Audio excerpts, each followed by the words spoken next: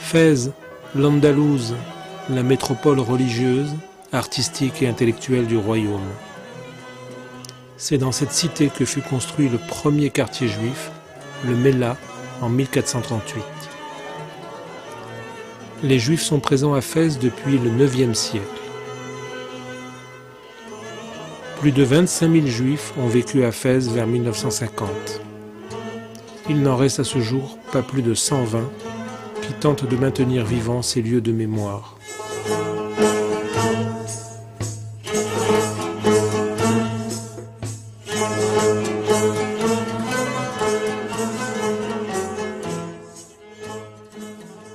Les synagogues officiellement à Fès, il y a Talmud Torah, n'est-ce pas, la grande synagogue là, où nous nous trouvons maintenant. Il y a une que nous appelons Bethel, et l'ancienne synagogue qui a été conçue comme la réelle synagogue, c'est le temple Ben Sadoun. Qui date de quelle année? De 1927. Donc c'est une synagogue qui a vraiment qui est bien, comment dirais-je, sa structure bien faite. C'est un peu la forme des anciennes maisons Beldi de Fès. Donc c'est une synagogue qui est vraiment très belle et qui est visitée par plusieurs visiteurs. Monsieur Sabag, combien de Juifs aujourd'hui à Fès, plus ou moins officiellement? Je sais qu'il est parfois difficile de recenser, mais vous êtes mieux placé que quiconque pour nous le dire. Ouais, selon le dernier recensement, nous avons dans à peu près un nombre de 130 personnes. 130 pas personnes. Plus, oui, pas plus. C'est-à-dire quand je dis 130 personnes, il y a des vieux, parmi eux quelques jeunes, je dis bien, des vieilles, et bien entendu quelques malades vous voyez, qui résident au home, quelques malades. Donc en général, je généralise, qu'il y a à Fès des gens âgés, à partir de 55 ans. Donc à partir de 55 ans, il y a la soixantaine, il y a les 70, les 80. Donc la majorité sont des gens qui ont atteint un âge, un troisième ou quatrième âge. Troisième, quatrième âge. Voilà. La plupart fréquentent la synagogue. La plupart ne fréquentent pas la synagogue, fréquenter, c'est-à-dire ils viennent prier au moment où ils le font. C'est-à-dire la prière du matin, il y a 10 personnes qui arrivent. Mais tout de même, on arrive à assurer un office du matin dans une seule synagogue. Ça, c'est sûr. La synagogue Sadoun. C'est la synagogue Sadoun. Quant aux autres synagogues, bien entendu, ils sont fermés toute la semaine, ils ne sont ouverts que pendant Shabbat et pendant les jours de fête.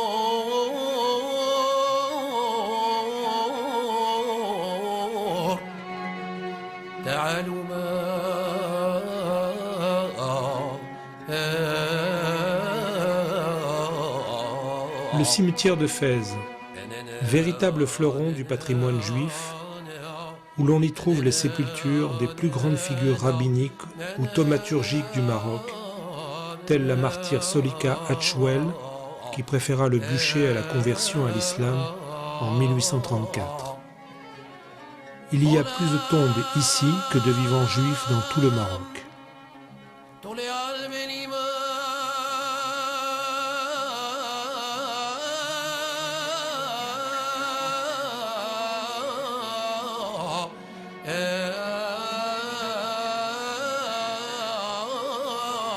À l'extrémité du cimetière, Edmond Gabet a créé le premier musée juif du Maroc à la mémoire de son épouse.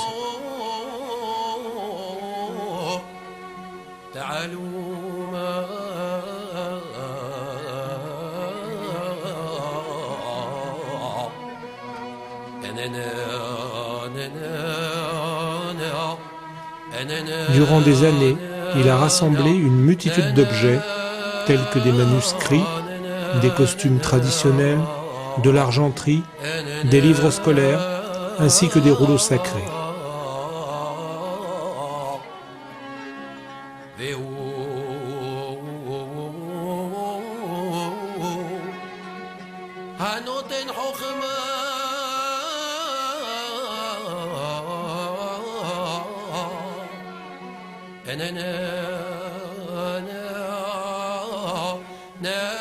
Il se dégage de ce lieu une émotion particulière, mais aussi une nostalgie qui ne manque pas de frapper tous ceux qui viennent pèleriner ici.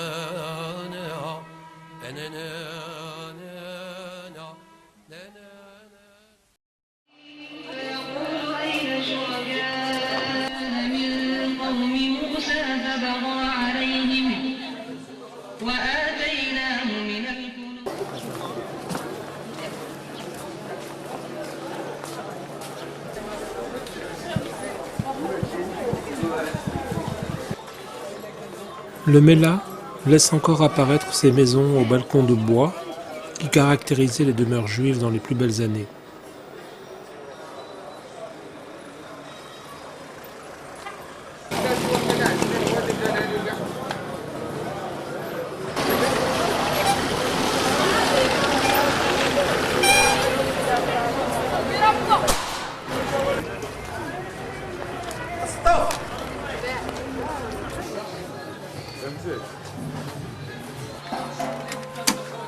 C'est quoi la cassette? C'est la cassette Pinhas. Pinhas, qui c'est Pinhas? C'est un juif. Ah, de Casablanca? Yeah.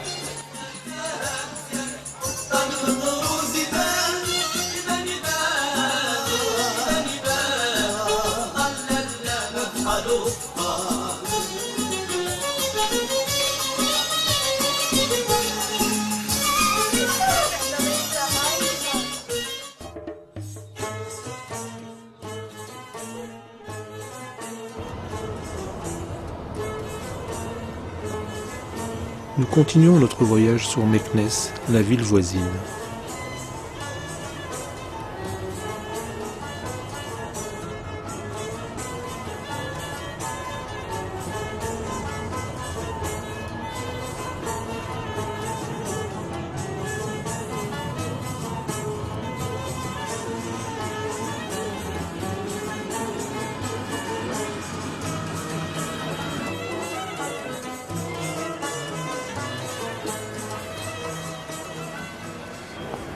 C'est en compagnie de Shalom Botbol que nous partons à la découverte de la cité, du Mellah et du vieux cimetière.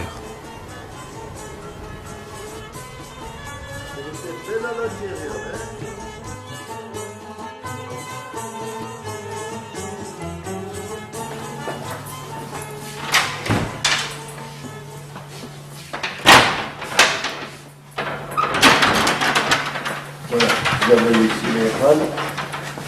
Il y a un vieux séper et deux sont neufs.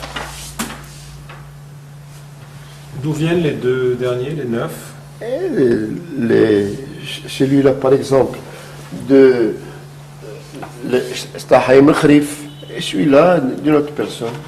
Et celui-là, c'est un vieux qui date plusieurs années. Regardez, celui-là, les vieux qui datent plusieurs années.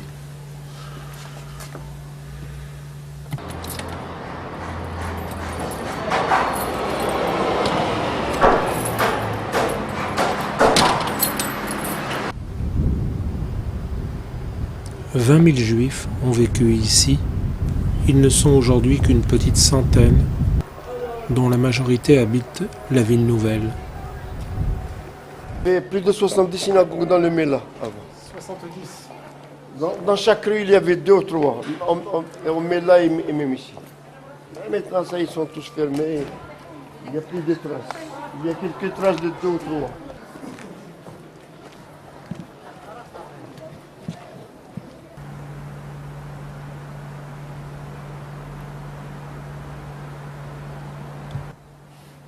Eh bien, aujourd'hui, on est là parce que pour accueillir les touristes. On était avant les 18 000 juifs ici à Saint-Meknès. Maintenant, on ne reste que 100 personnes. C'est vide, tout le monde est parti. On est là pour accueillir les touristes.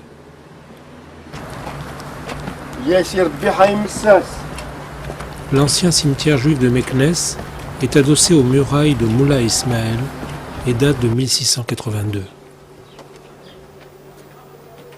Ce lieu évoque encore le prestige passé de la communauté et de ses grands rabbins. La grande population des Juifs, ils habitaient ici avant.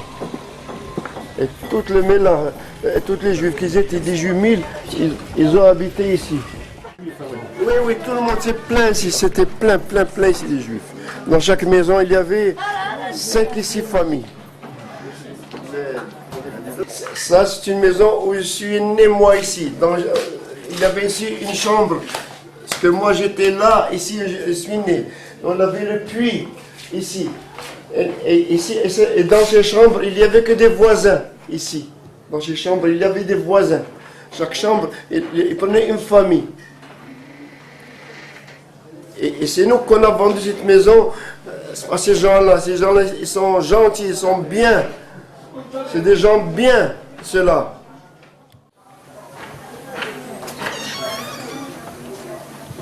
Avant, c'était ici une synagogue. C'était la place où tous les Juifs ils se réunis, où on mangeait les pépites le samedi. Tous les samedis. Tous les samedis, ils mangeaient les pépites ici.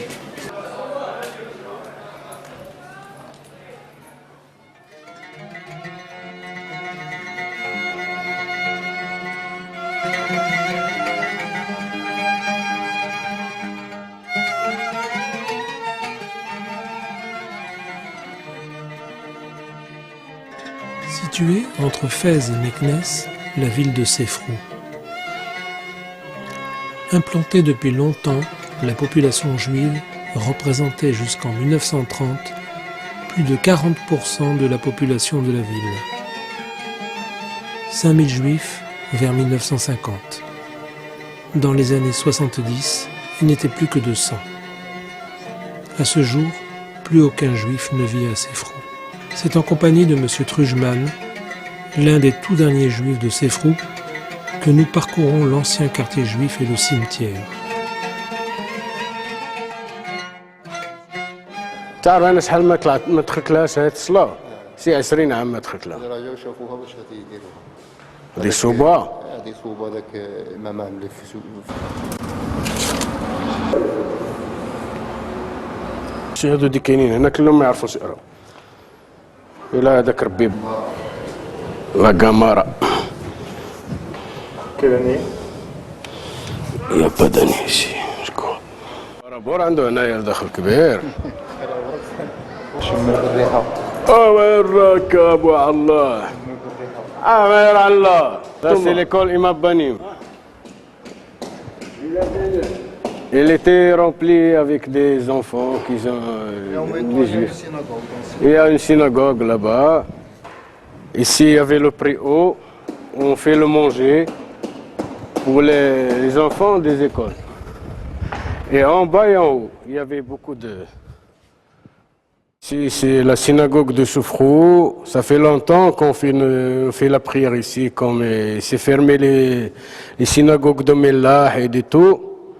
On faisait la prière ici. Il y avait plein de juifs ici. Je me rappelle, moi, comme j'étais petit, je m'assois presque par terre. Il n'y a pas de place. Il n'y avait pas de place où tu t'assois. Là-bas, c'est ma place. Je me sois par terre. Il y avait beaucoup de monde ici. Beaucoup de juifs et beaucoup des enfants. C'est la synagogue de Imam Banim. C'est l'autre synagogue qui reste. Il a été construit pour 1929 par tous les juifs de Maroc, de Soufrou, par tous les juifs. Chacun il donne 20 francs, 10 francs, 10 centimes. إمام بنيم هذه اللي بغيت ندي أنا هذه Soufrou dans la rentrée de Soufrou.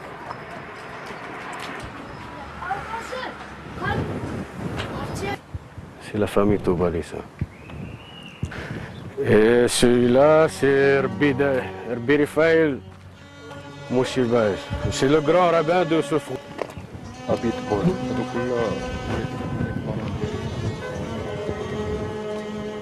C'est l'ancien cimetière.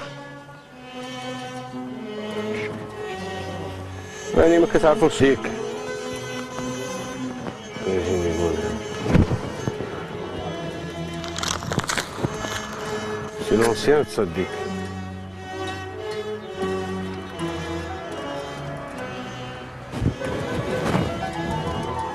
De Abraham.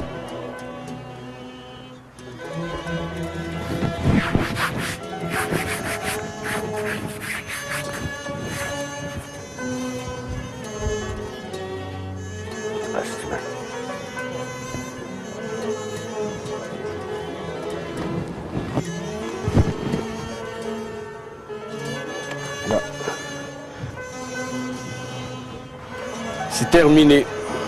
Ici, à Soufrou, c'est terminé. Il n'y a plus de juifs. C'est l'ancien cimetière, c'est tout ce qui reste. Moi, j'ai quitté Soufrou, ça fait 1984. C'est le dernier que je suis là, à Soufrou.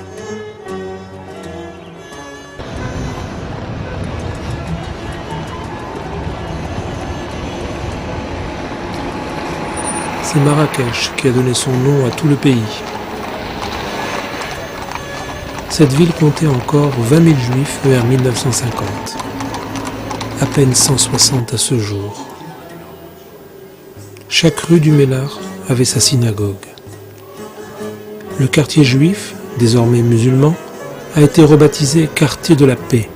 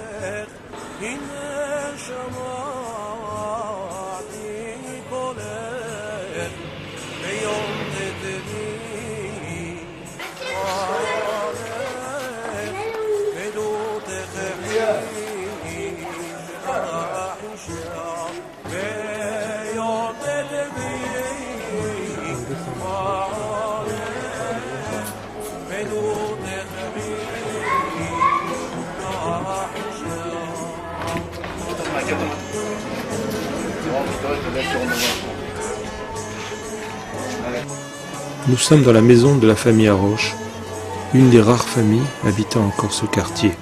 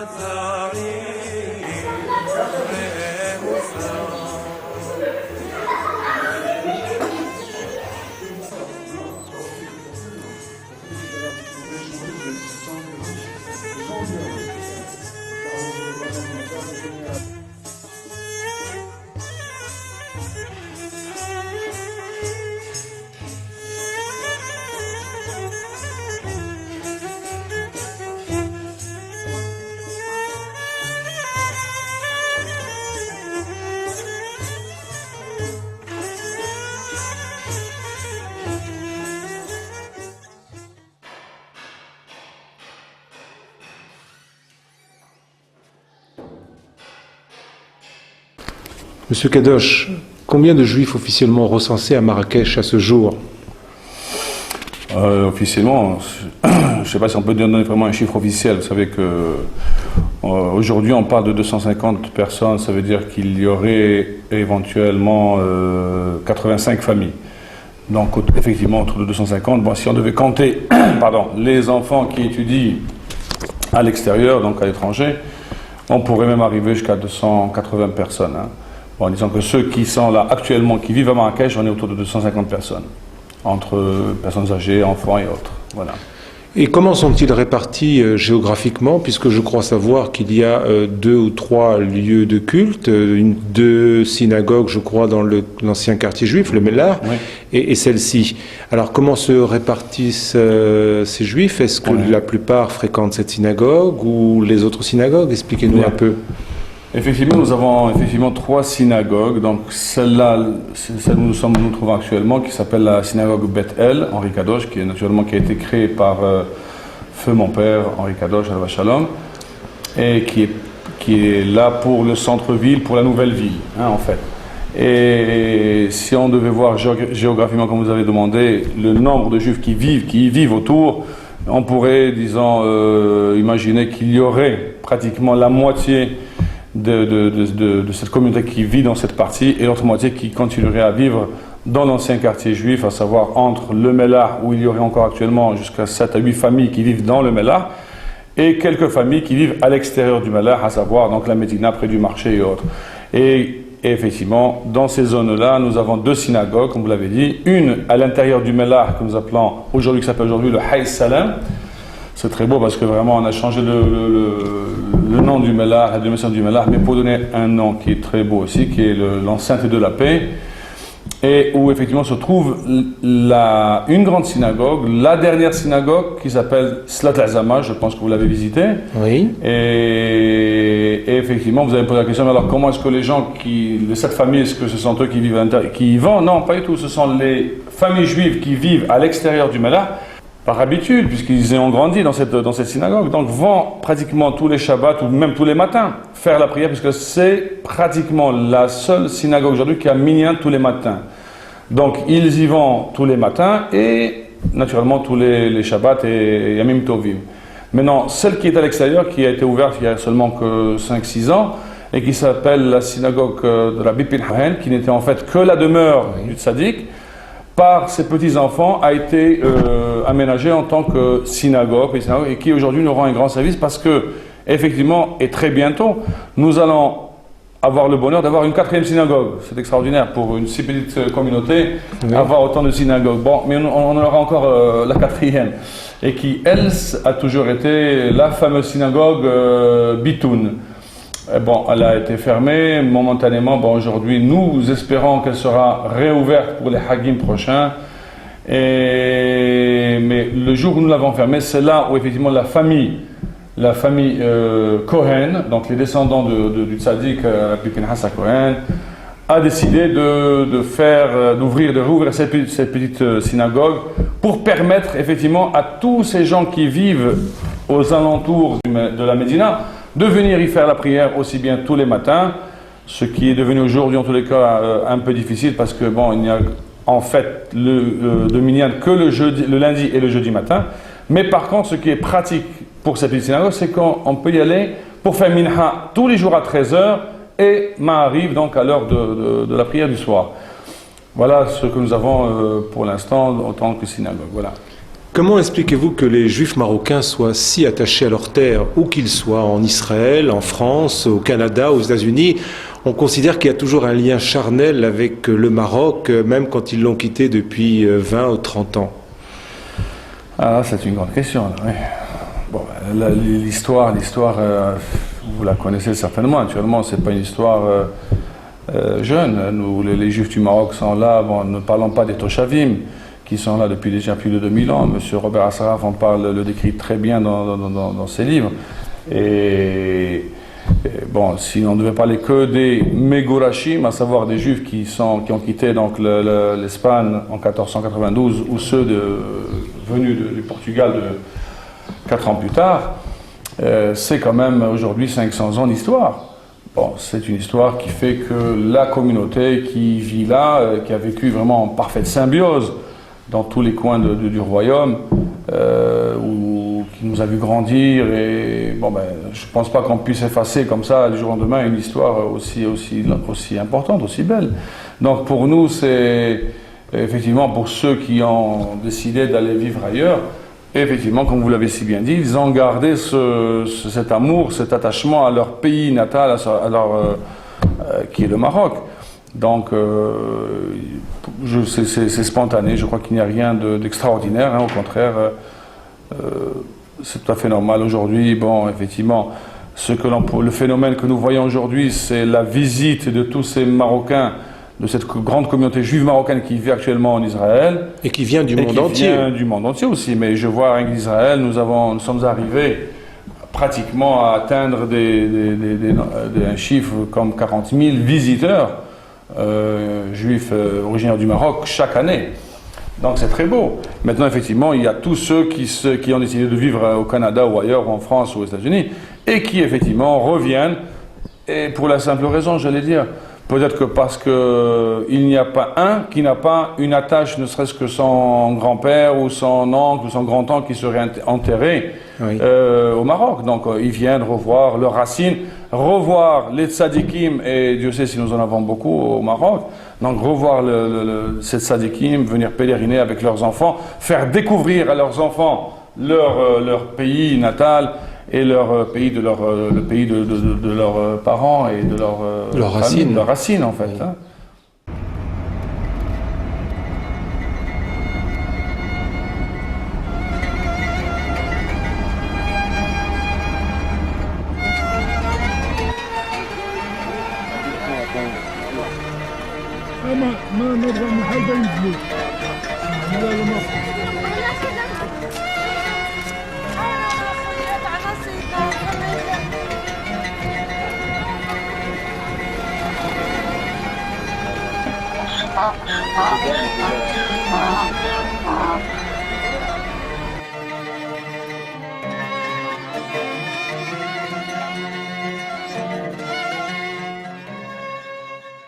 Alors dites-moi, il paraît qu'ici, pas loin d'ici, il y a la tombe de Salman Berhanj. Salman Berhanj, c'est à 10 km d'ici. Oui. Mais il y a des clients, il y a beaucoup de clients qui viennent là-bas.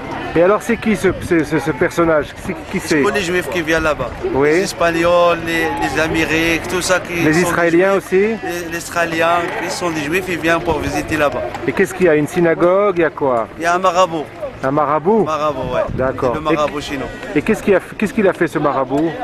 Il fait comme le moussem des Juifs. Et est-ce qu'il y a aussi des Marocains qui vont là-bas? Oui, quelquefois. Quelquefois? Ouais, pour visiter là-bas. Ouais. Pour visiter? Ouais. Et même les Marocains, ils croient à ce marabout? Bien sûr, ouais. C'est vrai? Ouais. Même les Marocains. Même les Marocains? Ah oui, bien Et sûr. alors, qui c'est qui vit là-bas? Il y a un monsieur qui vit là-bas? Un monsieur qui s'appelle Shlomo Belhanj. Shlomo Belhanj, d'accord. La femme, ils sont déjà morts. Oui, et il y a le mari qui est resté? Juste le mari qui reste. On ne peut parler du Maroc sans faire référence au culte des saints, partagé par les Juifs et les musulmans. Plus de 600 saints recensés au Maroc. Celui de la vallée de l'Ourika n'échappe pas à cette conviction profondément ancrée dans le culte et le folklore judéo-marocain.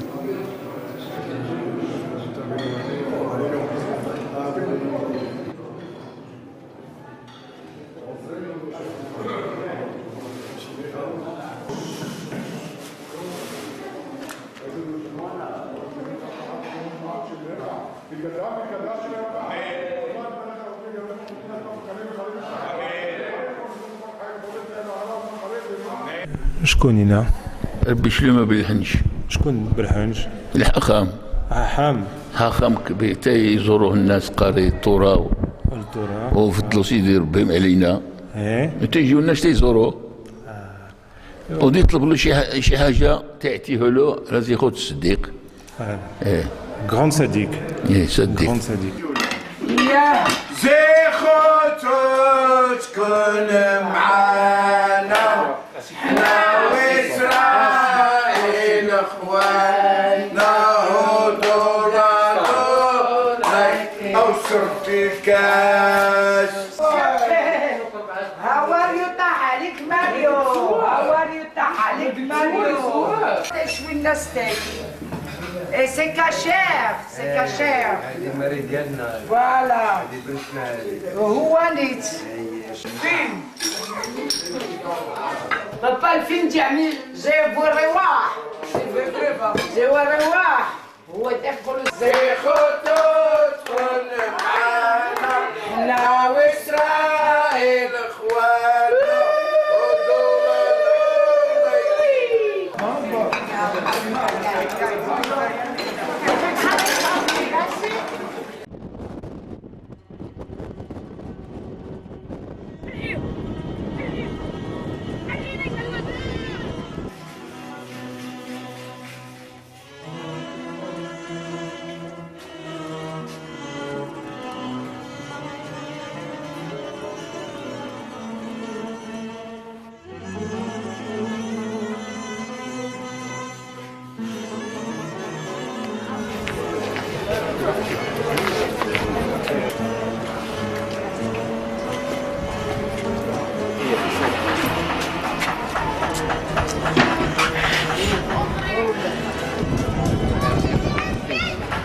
دير بيش حق سمانة دي وانا دي بيش حق سمانة وربيع بنير وبيع بنير. بنير ابنير ابنير ابنير. ودابا صافي ما كاينش قيود. دايم الله دايم سيدي ربي صافي. هذا هو صافي صافي يا بابا. كلشي هادشي كان كلشي ديال اليهود كلشي ديال اليهود كلشي. واليوم كلشي مشاو ما بقى حتى واحد حتى واحد. حتى واحد ما بقى صافي. والو تقول كلشي مشاو مسكر. ها كيجيو لنا كيزوروني كيجيو هنا كيجي كيقولوا ها مبارك علي انا كيجيو لعندي كيقولوا ها مبارك تروطار. Essaouira, l'ex-Mogador, a connu les plus prestigieux négociants des sultans. En dehors de l'activité des grands négociants, la vie économique de la communauté tournait autour du commerce et de l'artisanat. En 1880, sur 25 000 habitants, 10 000 étaient de confession juive. Toute la vie citadine était rythmée par le calendrier juif. 19 000 juifs en 1901, 5 000 en 1912, peut-être quelques-uns à ce jour.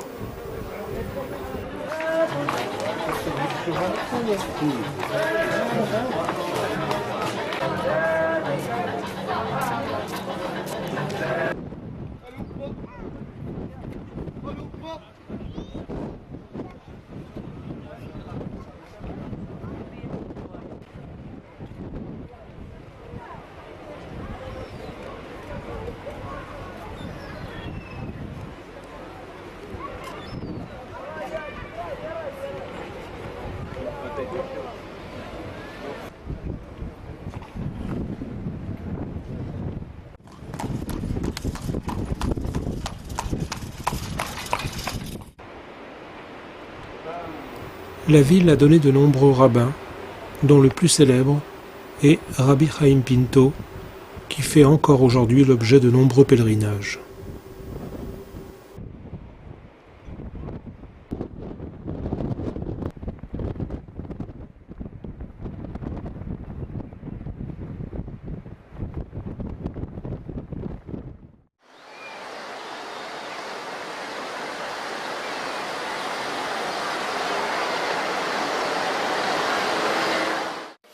La ville de Tanger était privilégiée par la présence des ambassades et son statut international.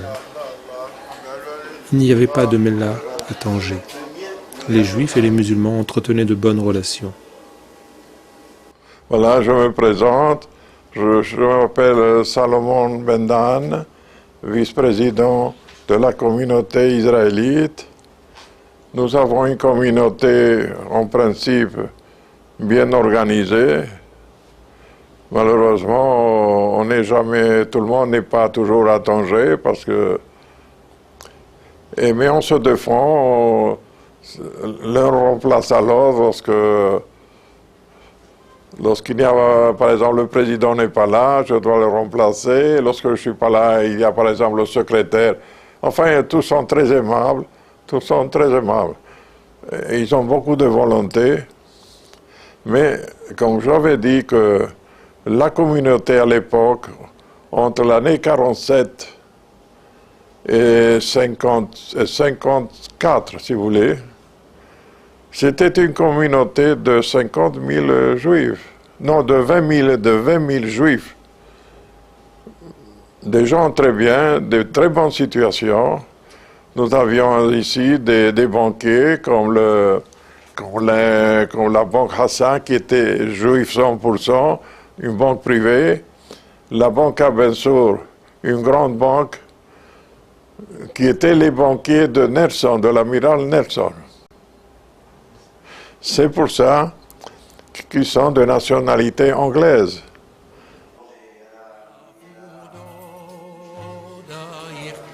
La synagogue Naon, véritable bijou de l'art synagogal, a fait l'objet d'une restauration afin de lui redonner son éclat.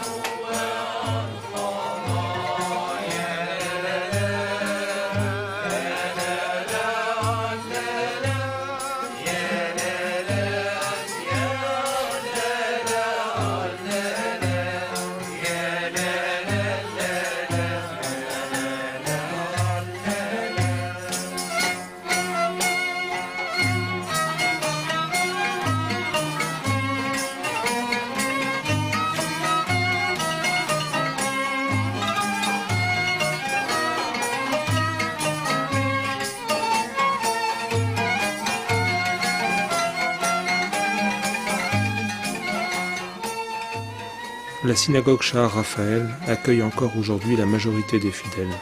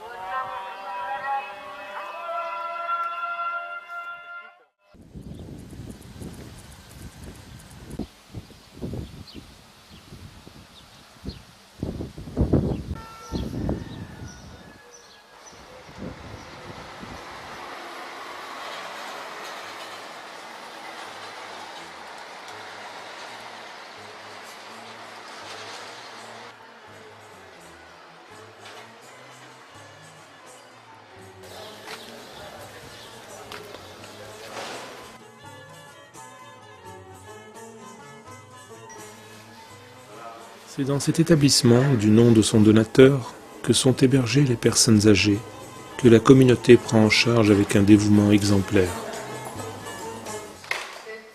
Il fait maintenant 39 ans que je travaille à l'hôpital Benchimol. 39 ans.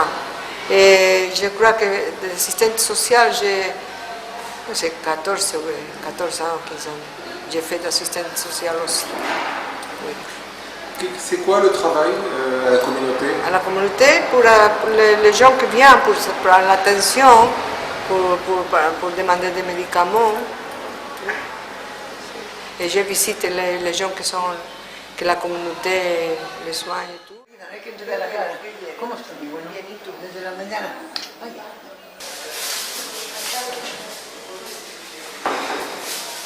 ¿Qué hay de comer hoy? Gallino.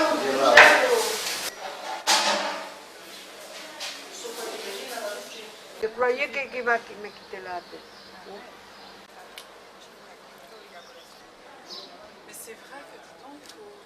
Vous êtes à Tanger depuis longtemps? Oui, depuis 1950 que j'ai rentré à la police. Et après, je suis sorti de la police. En retraite, je suis venu aider un peu ici.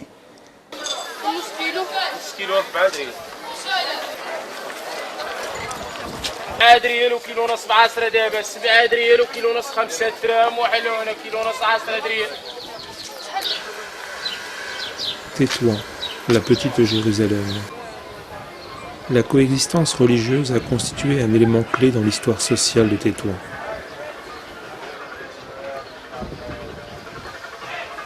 C'est dans cette ville, en 1862, que l'Alliance israélite universelle prit son envol. Maintenant, juste les Marocains habitent ici. Les Juifs, ça y est terminé. Vers 1960, la ville comptait encore 6000 Juifs. À ce jour, ils ne sont pas plus de 10. La communauté juive tétouanaise a joué un rôle important dans le développement du commerce avec l'Espagne, l'Italie et l'Angleterre. L'ancien Mela témoigne encore de l'intense vie juive. Il suffit d'observer le fronton des portes des maisons pour éprouver cette nostalgie.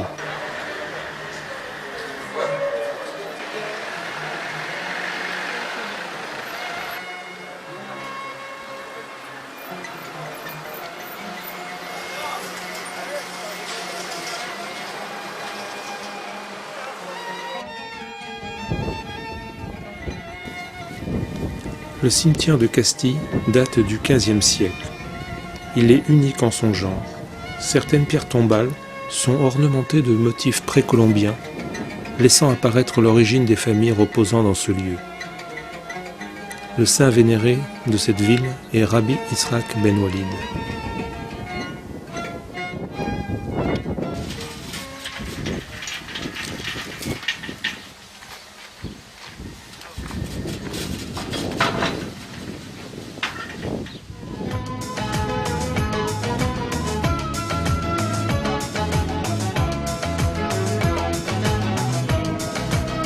Vous m'avez demandé de vous parler d'Agadir. Effectivement, parler d'Agadir, je suis très concerné, pour la bonne raison que j'y suis né. J'ai toujours vécu ici, je n'ai jamais quitté. Je suis né en 1940 à Agadir.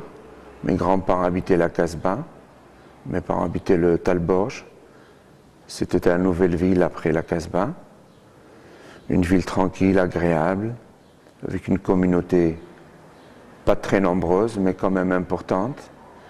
Une communauté qui vivait paisiblement, une ville ensoleillée, tranquille, sans jamais aucun problème. Et puis, un beau jour, tout a changé. J'étais au cinéma, et en sortant du cinéma le soir, je me suis tout simplement retrouvé dans la rue pour aller chez moi. Et on se demandait ce qui se passait. La terre avait tremblé, on ne savait pas ce que c'était qu'un tremblement. Et puis une ville qui avait à peu près dans les 3000 ou 3500 juifs se retrouvait au lendemain de ce tremblement complètement détruite. Et bien sûr, notre communauté n'étant pas très nombreuse, est devenue encore moins nombreuse après ce tremblement.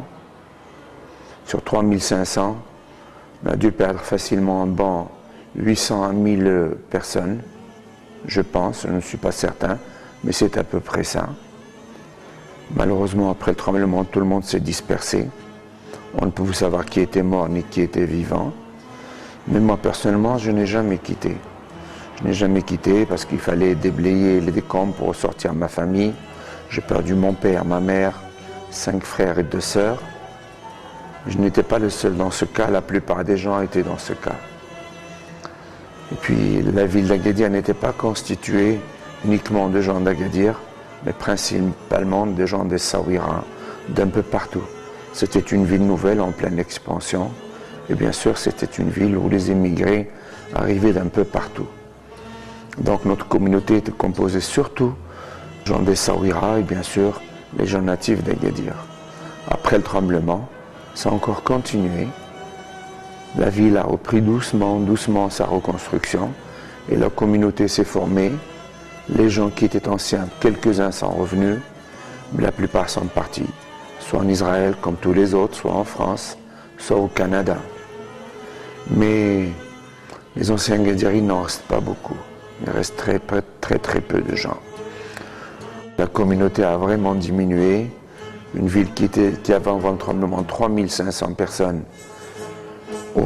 À l'heure d'aujourd'hui, le 11 mars, nous devons être à peu près 100 personnes, tout au plus 25 à 30 familles.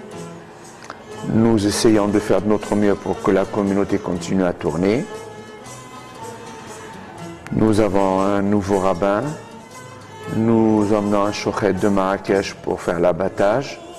Et nous essayons toujours de maintenir la communauté. La moindre fête, nous essayons de la célébrer. Nous avons une petite communauté qui se réduit de plus en plus, parce qu'il n'y a plus d'école israélite, bien sûr, depuis longtemps. Donc les enfants partant, les parents, automatiquement, prennent le même chemin que les enfants. Et malheureusement, la ville s'amenuise de plus en plus. Je parle avec beaucoup de tristesse.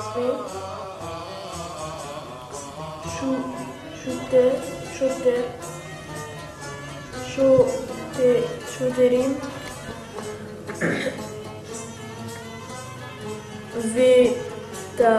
ותעשו כיתה פטור. מה עושה ישראל? ישראל כותב על לוח.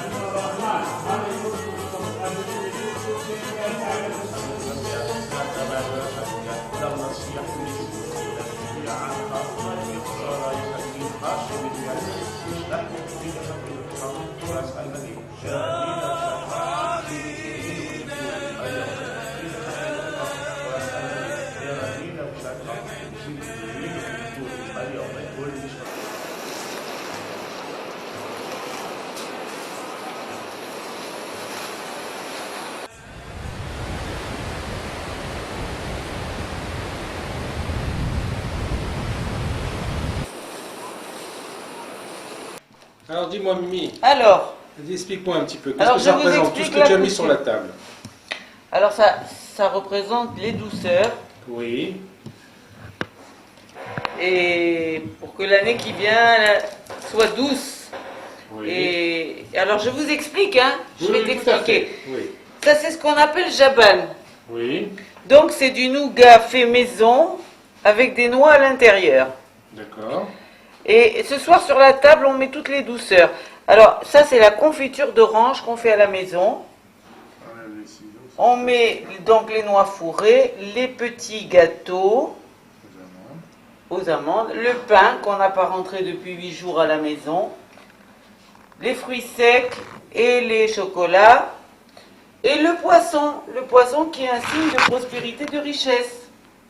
Et puis ça, chacun sa coutume. En général, on met les fèves dans la farine de la levure et des billets de banque, parce que ça, c'est ma coutume personnelle. Tout celui qui vient chez moi met un billet de banque et ça part à la boîte de la tzedaka. Si tu as des francs, tu peux Le petit lait aussi, qu'on appelle ben. On ne bâcle pas Pessah comme... c'est-à-dire pour apprécier encore une suite on continue de rendre hommage à Pessah, de faire honneur à Pessah, voilà, jusqu'au lendemain. Jusqu'au lendemain. Donc, et le lendemain, on rentre le pain à la maison. Le lendemain matin, on rentre le pain. Ça, c'est notre coutume. Il y a d'autres personnes qui rentrent le pain le soir même de la Mimouna. Chacun selon sa coutume. D'accord. Voilà.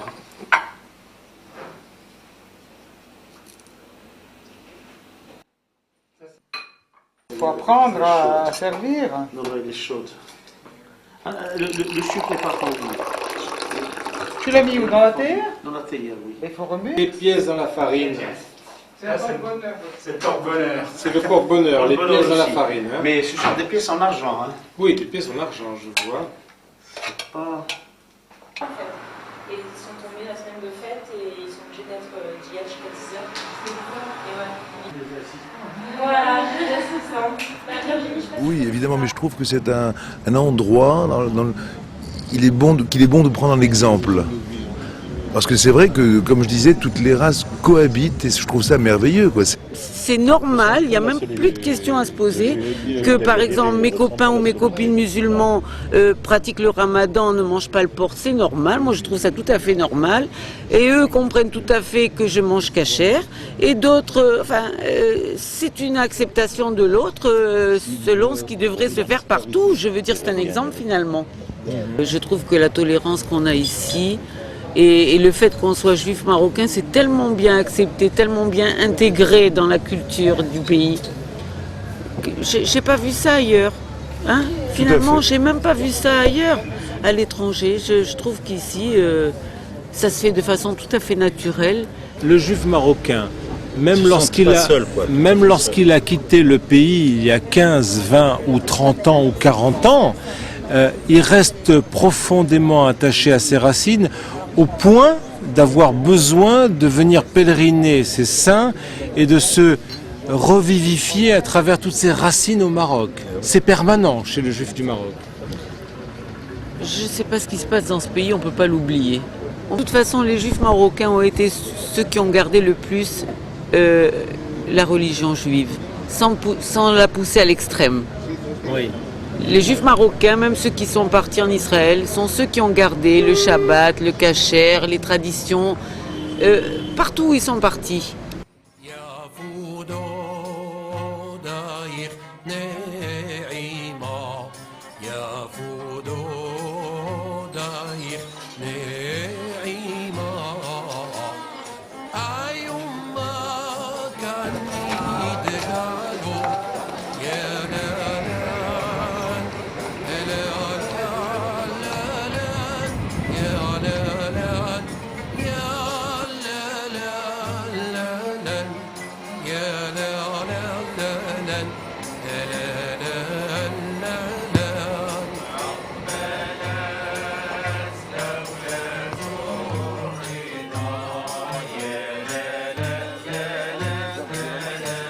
Seul le cimetière témoigne encore de la présence des Juifs dans cette ville.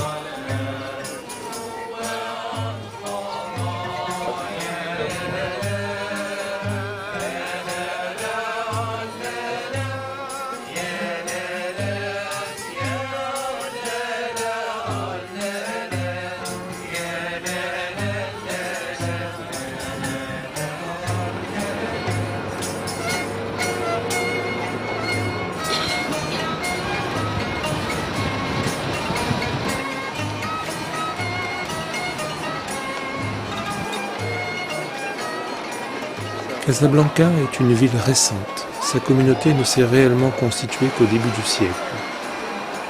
80 000 juifs vers 1950, on y dénombrait près de 80 synagogues la plupart dans le Mellah.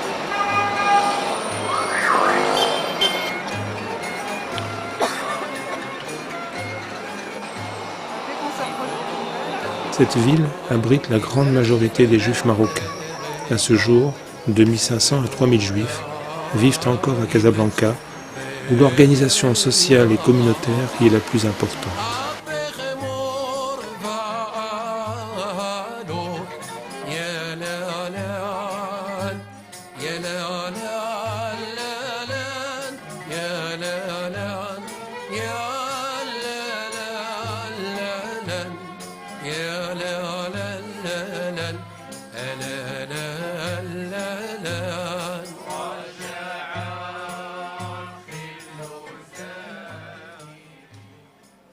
Je suis Rabbi Edelman, j'ai arrivé au Maroc 42 ans.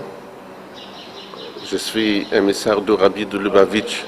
Nous avons ici les yeshivot, nous avons ici mikvaot, nous avons ici les kolélim, les bibliothèques, beaucoup de travail.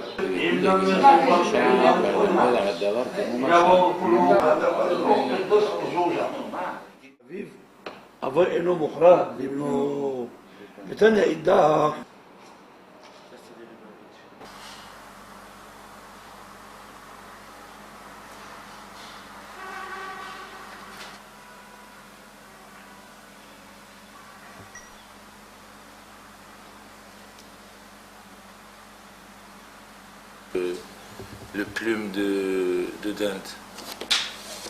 Les plumes de dinde.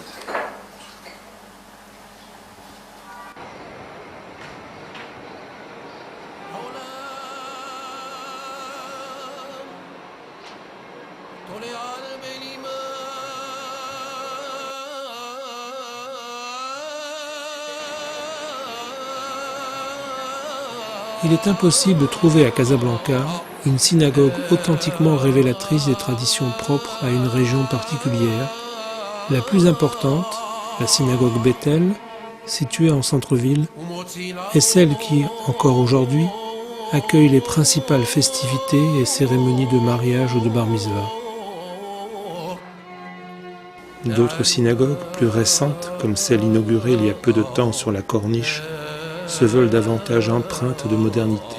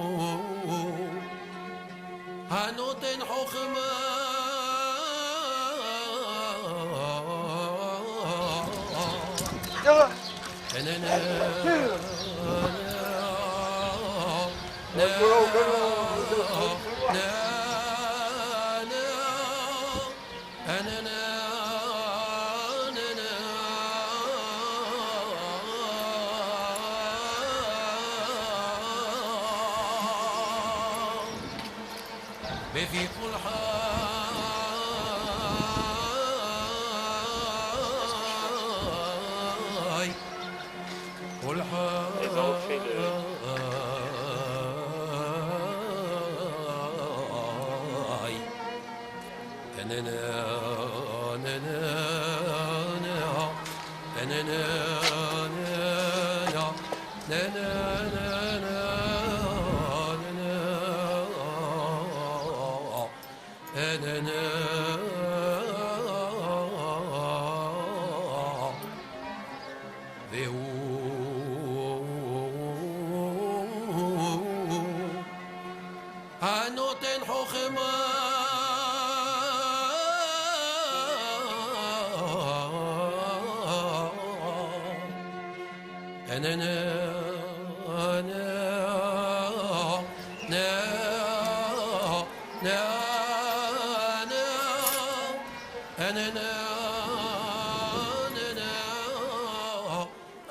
La Fondation du patrimoine culturel judéo-marocain occupe l'ancien home d'enfants.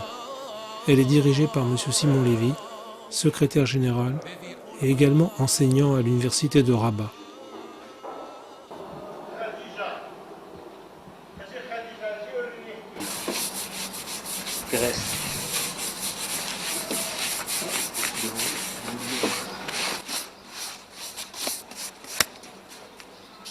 Vous pouvez zoomer sur ça? J'y arrive. Ça, qui date du XVIIe siècle, avec des glosses tout autour du texte central. Nous avons reçu de la culture islamique, nous avons donné à la culture de l'Occident, du Maghreb d'une façon générale, et du séfarade antérieurement. Nous avons donné beaucoup de choses qui font que nous sommes fiers de ce que nous sommes. Il n'y a rien là d'exceptionnel, mais il y a quand même une différence. Le juif marocain n'a jamais été jeté, n'a jamais été renvoyé de chez lui. Et il le sait, il peut y retourner quand il veut. Ça a été réaffirmé, au moins sur le plan de la symbolique, à plusieurs reprises. Il sait que dans ce pays-ci, on peut être très haut placé auprès du gouvernement, Marzen. On peut être très haut dans l'échelle politique de l'opposition. On est reconnu, non pas en tant que juif, mais en tant que marocain. Et dans un contexte comme celui d'aujourd'hui, aussi bien une fondation comme la nôtre, qui manifeste 2000 ans de pluralisme reconnu, qu'une vie collective, politique, sociale, comme celle du Maroc, au moment même où il reste quelques milliers de juifs, mais ceux qui sont restés sont reconnus dans leurs compétences, dans leur vécu, dans leur apport à un pays qui est finalement celui de tous les Marocains, qu'ils vivent au Maroc ou ailleurs, qu'ils soient de telle ou telle religion. C'est peut-être le message qu'ils portent en eux-mêmes, même si ce message n'est pas un message à 100%, comme aucun message ne peut l'être, mais d'une façon générale, globalement positif, comme auraient dit certains. Ben moi, je trouve que c'est très intéressant ce qu'on fait aujourd'hui, des juifs et des musulmans en Maroc, dans un musée juif marocain. D'ailleurs, c'est le seul qui existe dans un pays arabe. Parce que les musées juifs, on les trouve à Paris, en Espagne, aux États-Unis d'Amérique et bien sûr en Israël, mais on ne les trouve pas. On ne trouve pas un musée juif en Égypte ou bien à Damas, c'est uniquement à Casablanca qu'on le trouve. Donc c'est formidable et c'est fabuleux qu'on trouve ce genre de musée au Maroc. Donc il y a juifs et musulmans qui essaient de travailler ensemble pour préserver cette culture juive marocaine qui fait partie de toute cette culture. C'est-à-dire il y a l'apport berbère, il y a l'apport arabo-musulman, mais il y a aussi l'apport juif. D'abord Mimi, en tant que juive marocaine, quel souhait vous faites sur l'avenir des juifs du Maroc? Eh bien moi j'aurais voulu, on est devenus trop peu nombreux ici. On doit être à peu près 4000 au Maroc, alors qu'il y en avait 400 000 il y a 20 ans, enfin quand il y a eu les guerres, 40. Il y a 40 ans. Et le problème, c'est, avant, il y en avait beaucoup qui vivaient dans les mêmes maisons que les musulmans. Ils se connaissaient, ils s'envoyaient les gâteaux les uns les autres, ils se recevaient. Maintenant, nous sommes une poignée, nous sommes à Agadir 20 familles sur une population de 400 000 habitants. Les gens ne nous connaissent pas. Comment voyez-vous l'avenir du judaïsme marocain? Le judaïsme marocain, c'est une large question. Là, on ne peut pas y répondre comme ça rapidement. Mais enfin, disons que, comme je vous l'ai dit, aujourd'hui, tout est mis en place pour avoir un judaïsme qui est florissant. Aujourd'hui, quand je dis florissant, c'est-à-dire par rapport à notre communauté, bon, le programme des communautés dans l'ensemble du Maroc est extraordinaire, il est vraiment bien, parce qu'on voit que ça bouge, surtout à Casablanca. Aujourd'hui, même si effectivement nous assistons inévitablement à une réduction de la communauté dans son ensemble à travers le Maroc, si aujourd'hui effectivement nous parlons de 4000 personnes, c'est fort probable. Bon, démographiquement, si nous voyons les 10 dernières années, nous voyons que nous étions à peu près le double. Ben, si on devait faire les calculs dans effectivement les 10 prochaines années, on risquerait de n'être plus qu'un petit millier dans tout le Maroc. Bon, mais qu'est-ce qu'on doit dire? Est-ce qu'on doit vraiment baisser les bras et ne plus faire d'activité? Pas du tout. L'avenir, l'avenir repose essentiellement sur, d'abord, nous faisons des prières pour que la paix s'établisse le plus rapidement possible entre Israël et ses voisins arabes. C'est en bonne voie. Et cela, grâce à Sa Majesté, notre regretté souverain Hassan II, que Dieu ait son âme, et avec la continuité de son fils, Sa Majesté Mohamed VI, un jeune roi dynamique qui est très estimé à travers le royaume et dans le monde entier. Il est très apprécié, très courageux, très près de son peuple, et ce que je peux souhaiter, c'est que puisse le Tout-Puissant lui garde une longue vie.